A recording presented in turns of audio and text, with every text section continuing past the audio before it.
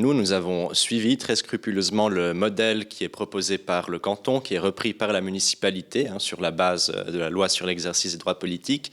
Il s'agit au recto d'une feuille, d'une grille pour les signatures et au verso un argumentaire qui est facultatif, mais nous l'avons mis. Et ce document-là a été validé par la municipalité.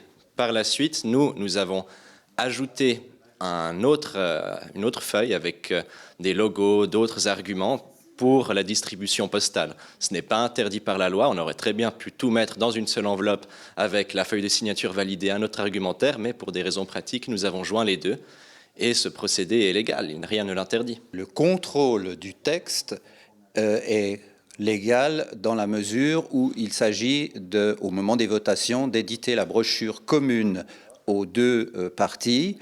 Et à ce moment-là, il y a un contrôle sur la quantité, la longueur des textes et sur le contenu. Mais c'est seulement au moment de la votation. Au moment des récoltes de signatures, rien dans la loi ne dit que nous devons soumettre notre texte à la municipalité. Nous l'avons fait parce que nous étions ignorants de cet article de loi. Depuis, nous avons creusé la question à cause de ces accusations. Et nous sommes parfaitement clairs, on n'aurait pas eu besoin de le faire. Vous rejetez même la balle finalement dans le camp de la municipalité en disant finalement la municipalité, l'administration ne s'est rendu compte de cet envoi joint qu'à la remise des signatures, alors que finalement vous l'avez envoyé en tout ménage, tout le monde l'a reçu à Nyon, municipalité, administration y comprise.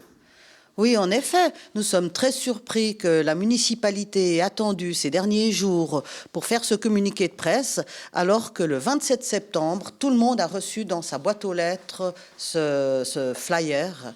Et à ce moment-là, pourquoi est-ce qu'ils n'ont pas réagi tout de suite s'ils trouvaient qu'il y avait quelque chose à redire? Pourquoi ils ont attendu maintenant? On nous explique que le conseil communal a eu toutes les pièces pour prendre les décisions, et dans des échanges de courriels, la municipalité avoue ne pas avoir eu à transmettre ce rapport Ecoscan à la commission.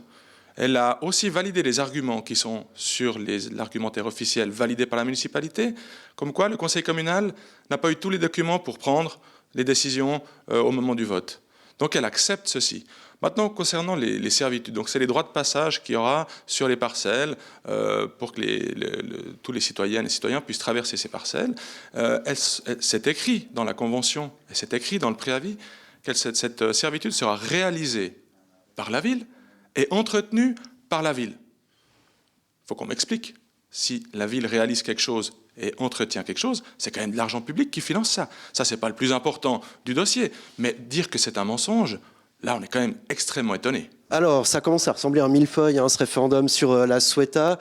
Loin de ces querelles, pour le comité référendaire, le but, c'est de revenir au centre du débat. Et quel est justement ce centre du débat? L'idée, c'est d'arriver au vrai débat, que les citoyennes et citoyens puissent entendre les discussions sur les vrais enjeux, à savoir la proximité des bâtiments, l'étalement urbain sur la parcelle. Est-ce qu'on doit construire peut-être avec une autre forme ces bâtiments pour pouvoir préserver de plus grands espaces verts et maintenir certains arbres en place? C'est ça le vrai débat. Et j'espère qu'on y arrivera avec les vraies données.